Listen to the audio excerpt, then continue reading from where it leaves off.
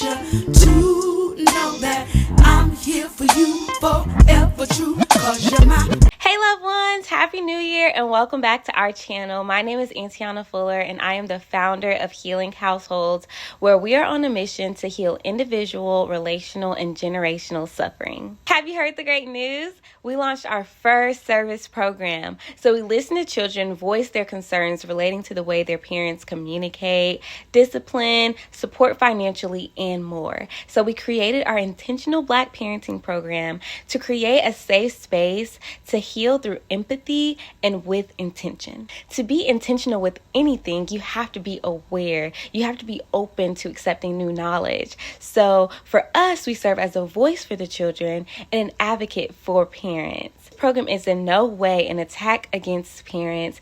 It's really designed to allow parents and children to heal together. It is an original program crafted by God and we are so excited to get started this year. On top of our service programs, because there's more, we will be releasing weekly Bible encouragement videos. This month, our focus will be on healing the man's relationship with sex. I know this is a little different from our other videos, but I want to be obedient and getting this information out there. This series is important not only to heal the individual personal wounds of men, but to also heal the circumstances of which children are born into. And I'll share more of that soon. I'm personally excited about this series because, random fact, one of my favorite classes in college was called Men and Masculinity. It was one of those classes that just opened my eyes forever. I was blessed to have beautiful Black men in my life. So my granddad, my dad, my big brother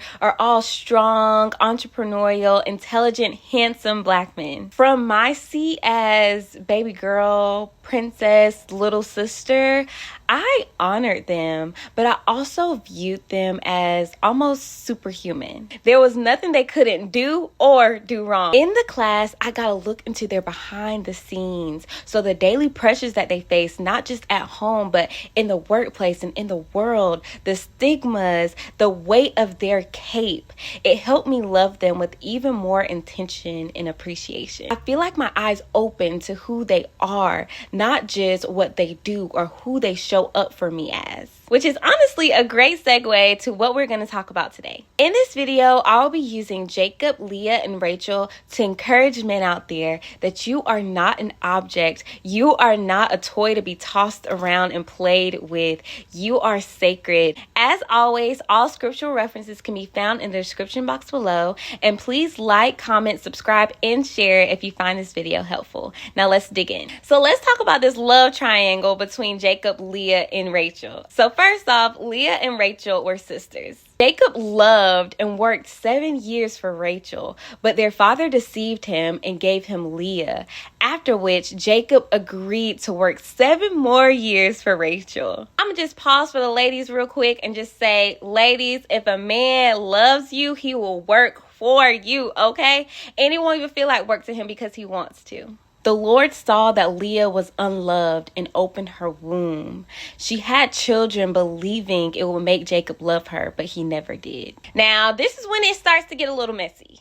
Well, it was already messy, but Rachel was unable to conceive. So when she saw her sister Leah having Jacob's babies, she became jealous. Out of frustration, she became aggressive with Jacob and said, "Give me sons or I will die." She then gave Jacob her maid and told him to sleep with her. Y'all know I keep my handy dandy Bible, so let me read you what she said. She said, "Go sleep with her and she'll bear children for me so that through her I too can build a family." Jacob slept with her maid and she conceived 2 sons for Rachel. Then Leah took her maid and gave her to Jacob, and then her maid bore him 2 sons. But this is what sealed the deal for me. One day, Leah's son brought her some mandrakes, and Rachel wanted some. Y'all, let me read y'all this conversation. When he brought them to his mother Leah, Rachel asked, "Please give me some of your son's mandrakes." But Leah replied to her, "Isn't it enough that you have taken my husband? Now you also want to take my son's mandrakes?" "Well then," Rachel said, "he can sleep with you tonight in exchange for your son's mandrakes." When Jacob came in from the field that evening, Leah went out to meet him and said, "You must come with me, for I have hired you with my son's mandrakes." So Jacob slept with her that night. Like, does he not have a say? After this, Leah had 2 more children, and God opened up Rachel's womb to bear Joseph, Jacob's favorite son. If you haven't watched The Fun Fact About Moses or Biblical Bloodlines Part 9 and 10, I definitely recommend that you watch that just to get a fuller understanding. Right now, I want to pause and say this. Who you sleep with and what you give birth to matters. My heart cries out for Leah because all she wanted was to be loved. And that in itself is not bad. That's something that we all want. But it can be bad when we're expecting people to fill these God-sized holes or to fill a void that only God can fill. As she began to have children, what she was carrying and harboring internally was passed down to them. Leah was envious and bore children who were envious too.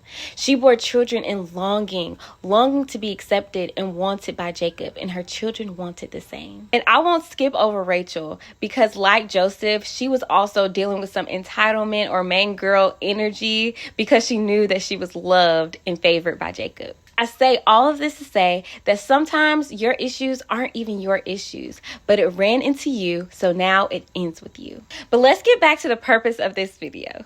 As I was reading this, I saw Jacob being tossed from woman to woman without a real say-so. So Leah was like, "Sleep with me." Rachel was like, "Sleep with me." They were both saying, "Sleep with my maids." With multiple partners and trying to satisfy everyone's emotions, I believe over time, Jacob had some sort of disconnect with having sex.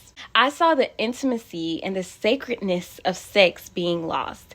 And yeah, we could say he enjoyed it, but to me, I saw it become a duty to be performed instead of a sacred act. Something you must perform because that person wants what they want.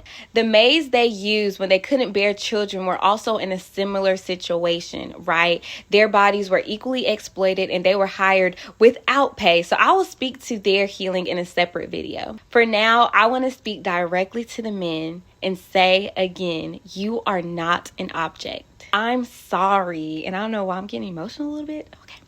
I'm sorry that there were people in your life that made you feel like that was all you were good for, that sex was all you were useful for. I'm sorry that they saw you for what you could do for them and not for who you are. You are a king, a prized possession. You are so much more than that, and you have so much more to offer. Men, I am praying for your leadership. I am praying for your ability and courage to say no. And most of all, I am praying for a love that will give you the true intimacy that you've been craving because you're deserving. And I want you to know and believe that. So that is it for today, loved ones. If you like this video, please be sure to like, comment, subscribe, and share.